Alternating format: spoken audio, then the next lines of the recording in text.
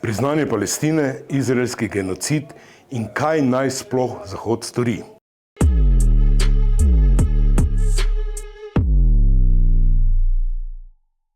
Slovenija je torej po velikih kolobocijah ta teden kot 147. država sveta le priznala Palestino. Dobro desetletje po Vatikanu in predvsem teden dni po tistem, ko so palestinsko državo priznale članici Evropske unije Španija in Irska ter članica NATO Norveška. Slovensko zunanje ministrstvo se je sicer pridušalo, da bo odločitev o priznanju sprejelo skupaj z omenjenimi državami oziroma se jih bo pridružilo celo še več. Pa se ni zgodilo nič od tega.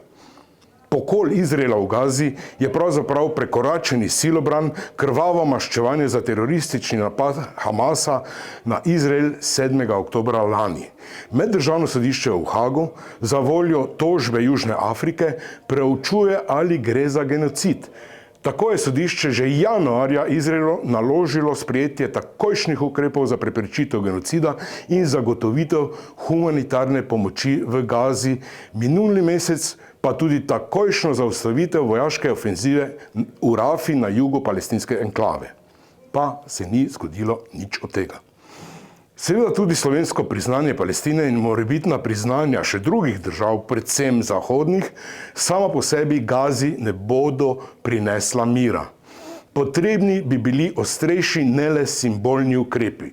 Države bi morale množično na zagovore klicati izraelske veleposlanike in bi, kot pri Rusiji za voljo njene agresije na Ukrajino, tudi zoper bližnje vzhodno okupatorico morale uvesti sankcije, pa zaplembe premoženja, prekiniti diplomatske stike, sploh pa ustaviti izvoz orožja. Razen bojazljivih sankcij Evropske unije in ZDA zoper najbolj nasilne ilegalne izraelske naseljence na palestinskem Zahodnem bregu se ni zgodilo nič od tega.